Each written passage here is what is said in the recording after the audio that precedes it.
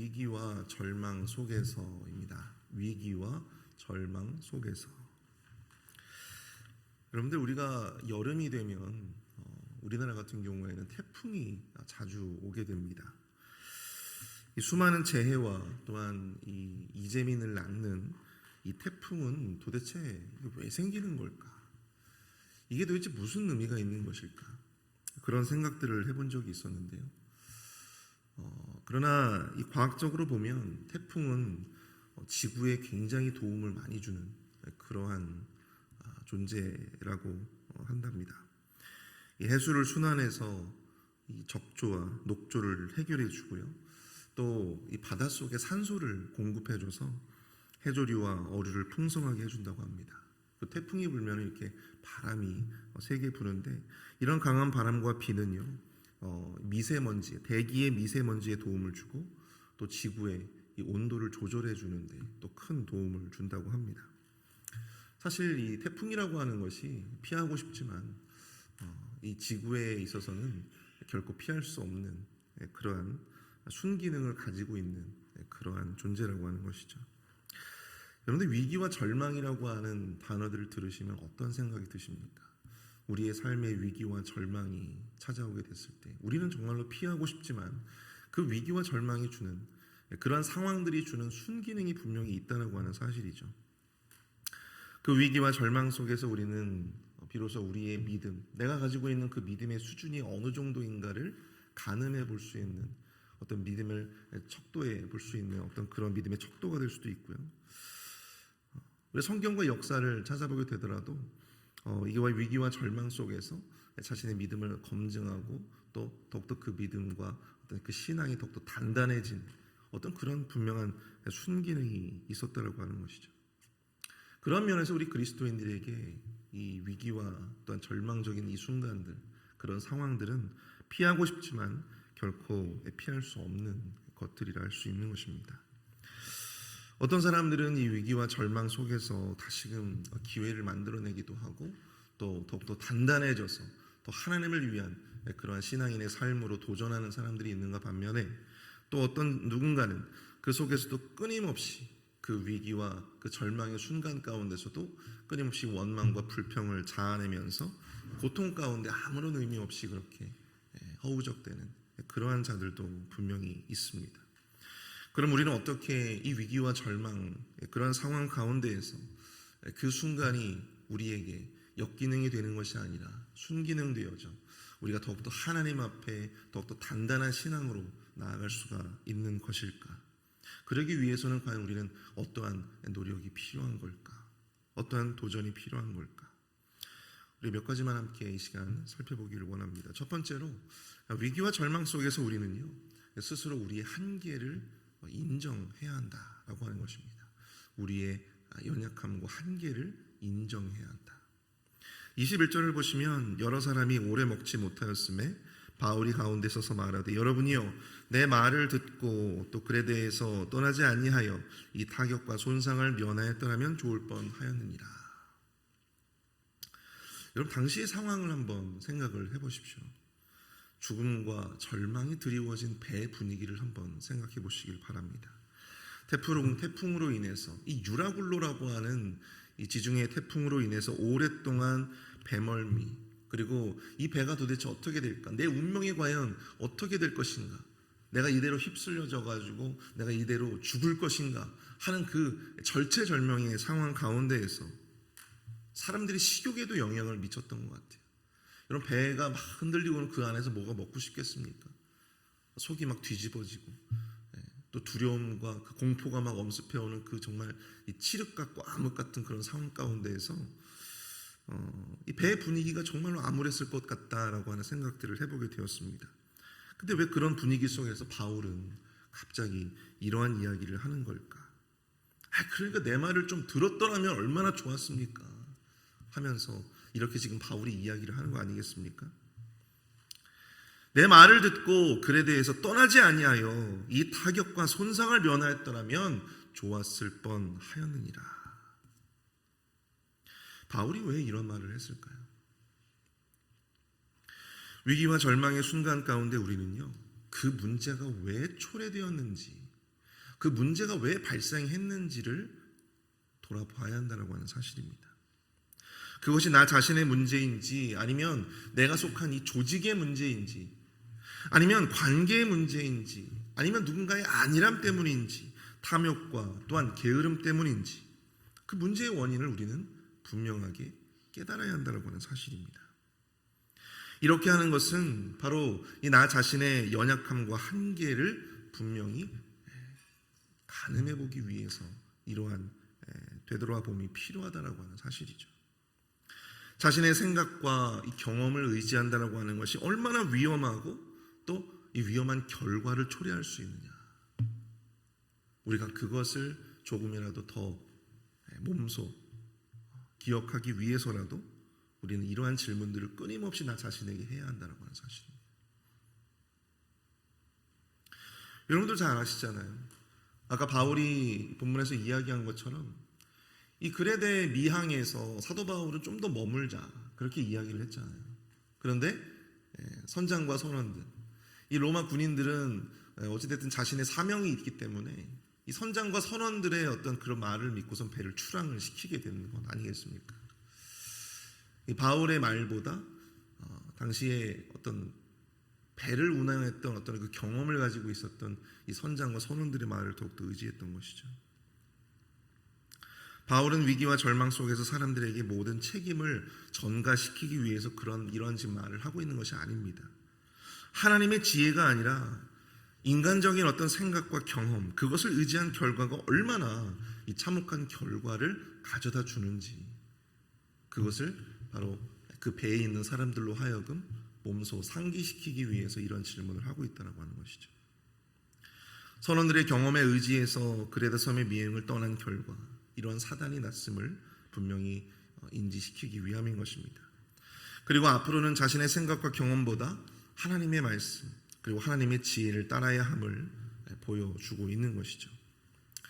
결과적으로 이후에 그 배에 있었던 많은 사람들이 다른 사람들보다 이 바울의 의견을 좀 더 존중하고 경청하는 모습들을 보여주고 있습니다. 사랑하는 성도 여러분, 세상에 믿을 수 없는 존재가 바로 사람이에요. 세상에 믿을 수 없는 존재가 바로 사람입니다. 그 가운데서도 제일 믿을 수 없는 존재가 누굴까요? 바로 나 자신입니다. 나 자신이에요. 자기 자신은 온전히 이 자신에게 유리한 결정, 또 유익이 되는 결정, 그러한 결정을 한다라고 하는, 또 할 수 있다라고 하는 그런 어떤 착각을 여러분 우리는 버려야 됩니다. 우리는 버려야 돼요. 자기 자신이 얼마나 이 오류와 이 실수가 많은 존재인지를 안다면 여러분 자기 자신을, 또 자기 자신의 생각과 그런 경험을 의지하는 그릇된 선택을 하지는 않을 것입니다. 성경 속에 보면 노아도 그러했고 또 아브라함도 그러했고 또 이스라엘 백성들이 너무나도 존경하는 다윗 왕도 그러했고 모두 오류와 실수투성이었죠.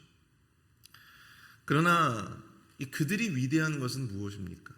그것은 바로 자신의 오류와 실수투성인 자기 자신보다도 하나님의 말씀을 더욱더 의지하여 그 하나님의 말씀대로 따라갔다라고 하는 사실이죠. 그것을 더 의지하여 살아왔다라고 하는 사실입니다. 그들이 오류와 실수가 없는, 죄가 없는 인생을 살아서 위대했던 것이 아니고요. 그들은 자기 자신의 그러한 모든 연약함과 허물들을 인정하고 스스로의 한계를, 스스로의 연약함을 인정하고 더욱더 하나님의 말씀에 의지하여 살고자 노력했다라고 하는 사실이죠. 바로 거기에서 그들의 위대함이 발견되어진다라고 하는 사실을 여러분들 꼭 기억하실 수 있기를 축복합니다.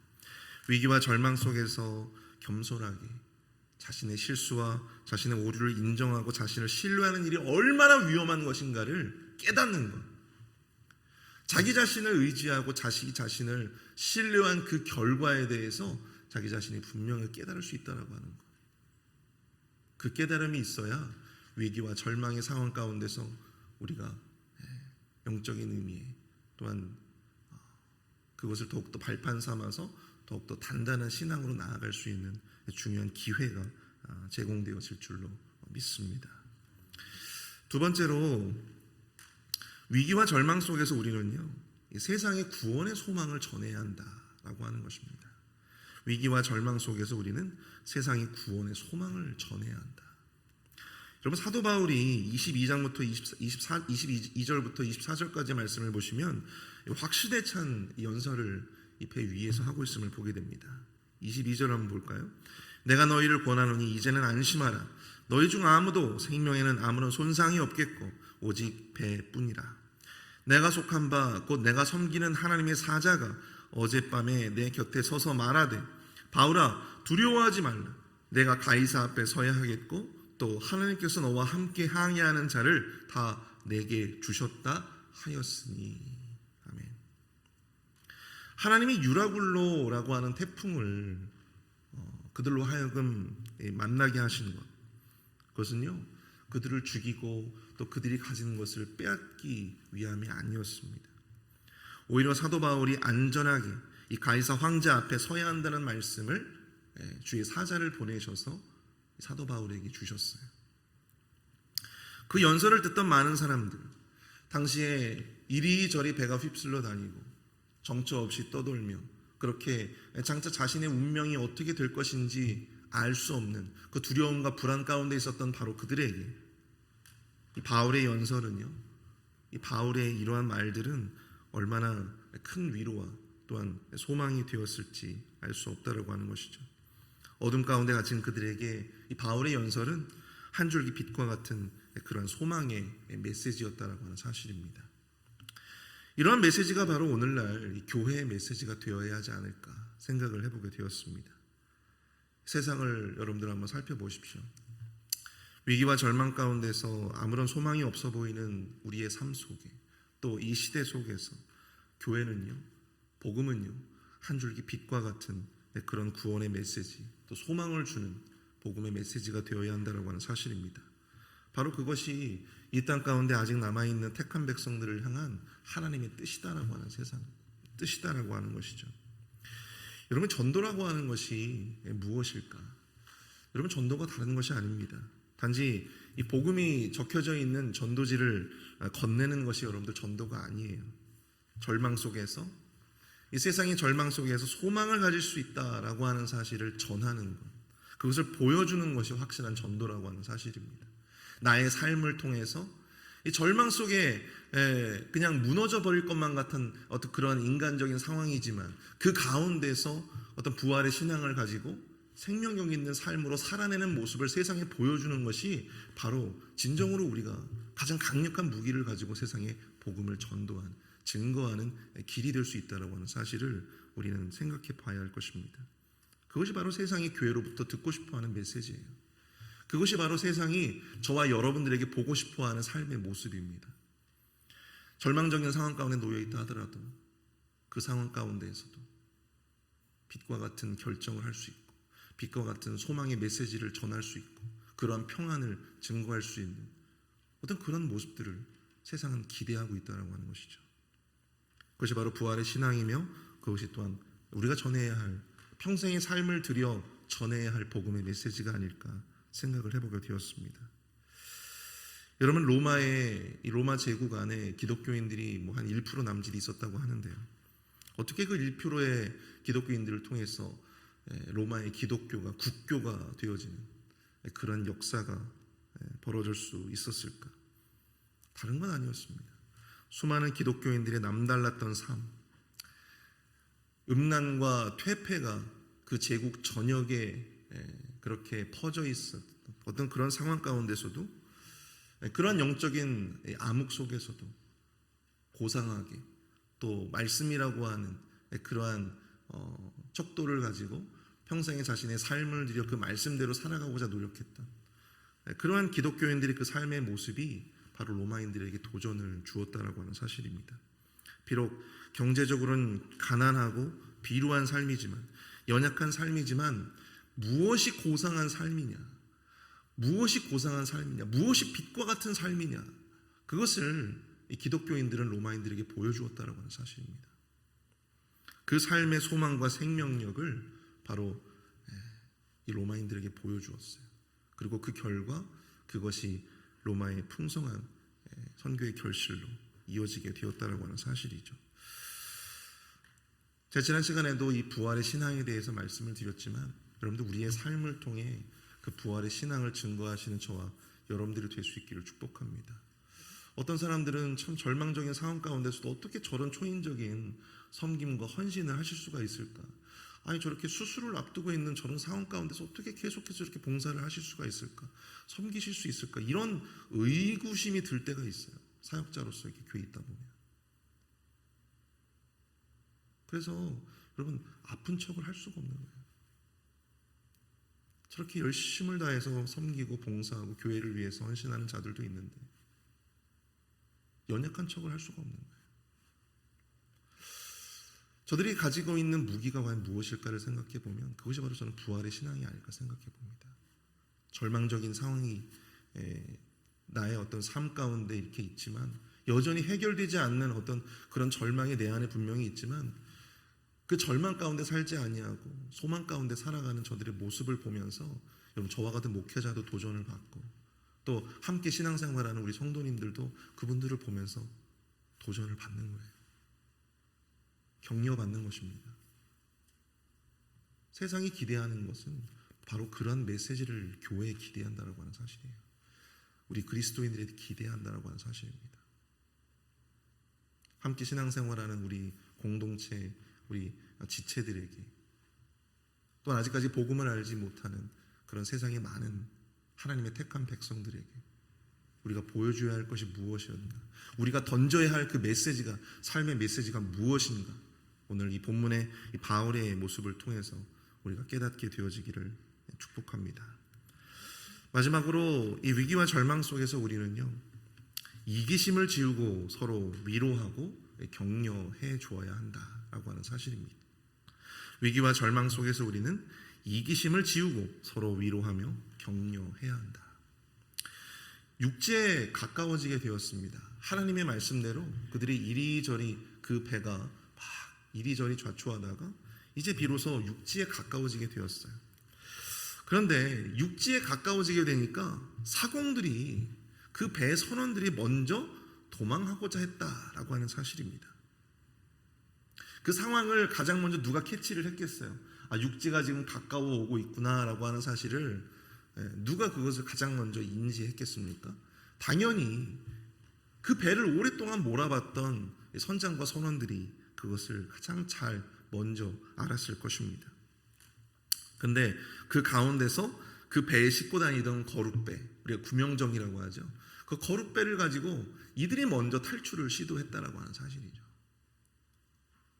여러분들 기억하십니까? 2014년도 2014년 4월 16일 우리나라의 그 진도 앞바다에서 무려 300명이 넘는 우리의 귀한 생명들이 그 세월호라고 하는 그 배 안에서 죽음을 맞이했습니다.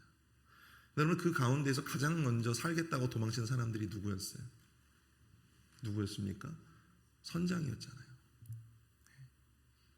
배를 가장 잘 알고 물길에 대해서 바다에 대해서 가장 잘 안다라고 자부했던 그들이 먼저 탈출을 시도했습니다. 그리고 선장은 살아남았잖아요. 배가 좌초될 위험에 빠지게 되면요, 가장 먼저 탈출하는 것이 뭐냐면 바로 쥐새끼들입니다. 그 배에 있는 쥐들이 가장 먼저 바다로 뛰어든다고 합니다. 여러분, 그 위기와 절망의 순간 가운데에서 공동체를 위험에 빠뜨리는 자들이 어떤 사람들일까 생각해 보면 바로 극도의 이기심을 가지고 있는 사람들이에요. 극도로 자기 자신만 생각하는 사람들이에요. 자기 자신이 편한 것만 생각하는 사람들이에요. 자기 자신이 좋아하는 것만 생각하는 사람들이에요.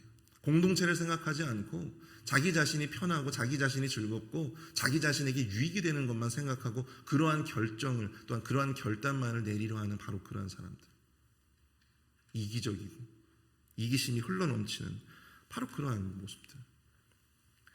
당시 사도 바울이 타고 있었던 그 배에도 이러한 선장들과 선원들의 이러한 모습들.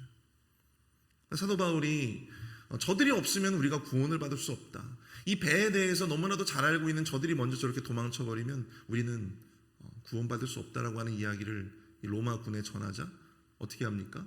거룻배를 끊어버리죠. 아무도 못 내리도록.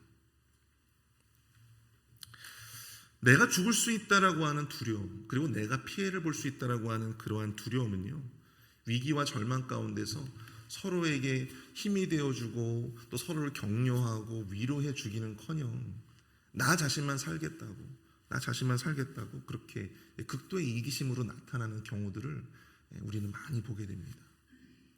이게 절체절명의 위기의 순간에만 사실 그런 모습들이 나타나는 것이 아니에요. 이 교회에 있다 보면은 이 교회 공동체 안에서도 정말 아무것도 아닌 일인데 그 사람의 가지고 있는 아주 극도의 그런 이기심들이 나타나는 그런 순간들을 저는 많이 봐왔어요. 내가 좀 더 편해 보려고. 근데 여러분, 이 위기와 절망의 순간 가운데서 우리는요, 이기심을 지워내야 합니다. 내 안에 막 스물스물 올라오고 있는 그런 극도의 이기심들을 우리는 자제하고 절제할 수 있어야 돼요. 그래야 공동체가 사는 거예요. 그래야 공동체가 함께 즐거울 수 있는 것입니다. 내가 좋아하는 것만 하려고 하고, 내가 하고 싶은 것만 하려고 하고, 또 내가 편한 것만 하려고 한다면 그럼 공동체가 어떻게 해야 되겠습니까? 바울은요, 이 열 나흘 동안이나 아무것도 먹지 못하던 사람들에게 음식을 권하고 또 떡을 가져다가 축사하고 그것을 떼어서 먹였습니다. 그래서 모두 276명이나 되는 그 배에 있는 그 모든 사람들이 배부르게 먹고 또 밀을 다 바다에 버려서 배를 가볍게 했다. 이제 육지가 가까워 왔잖아요. 이제 육지가 가까이 왔기 때문에 이제 우리가 좀 배부르게 먹자. 사도 바울이 그렇게 사람들을 격려하고 사람들에게 그런 위로를 전달하였습니다. 이러한 모습이 마치 여러분들 어떤 모습이 연상이 되십니까? 디베랴 바닷가에서 낙심 가운데 빠졌던 제자들에게 예수님이 몸소 찾아가셔서 그 제자들에게 직접 조반을 지어 먹이시면서 그렇게 위로하신, 또 사명을 다시금 저들에게 주신 그런 예수님의 모습이 생각나지 않으십니까? 이것이 바로 믿음을 소유한 그리스도인의 참 모습이 아닐까 생각을 해봅니다. 위기와 절망 속에서 나 자신만 살겠다고 그렇게 극도의 이기심을 부리는 자들이 아니라 함께 격려해주고 또 위로해주고 함께 살아갈 어떤 그런 방법을, 플랜을 제시할 수 있는 그러한 성숙된 삶의 모습들, 이것이 필요하지 않을까 생각을 해봅니다. 위기와 절망의 수렁 속에서 스스로 빠져드는 것뿐만 아니라 주변 사람들에게 그리스도가 주는 참된 평안을 증거할 수 있는, 전하에 확산되어지게 할 수 있는 그러한 지체들이 우리 공동체에도 더 많아질 수 있기를 소원해 봅니다. 헛된 소문에 흔들리고 또 우왕좌왕하고 또 이 사람이 이런 말을 하면 또 그 말이 막 솔깃하고, 이 사람이 이런 말을 하면 또 이 말에 또 솔깃하고, 왔다 갔다 그냥 이 정처 없이 떠돌아다니는 어떤 배의 모습처럼 여러분, 하루에도 수없이 우리의 마음은 끊임없이 움직이잖아요. 끊임없이 왔다 갔다 하는 게 우리의 이 어떤 본연의 그런 모습 아니겠습니까? 근데 여러분, 이 사도 바울을 보십시오.